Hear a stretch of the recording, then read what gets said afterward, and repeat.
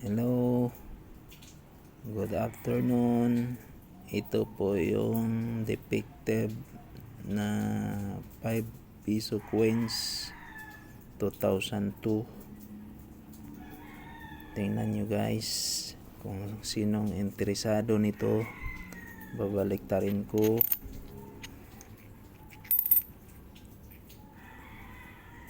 Yan guys, defective talaga siya. Hindi nga maklaro yung ibang litra guys dahil sa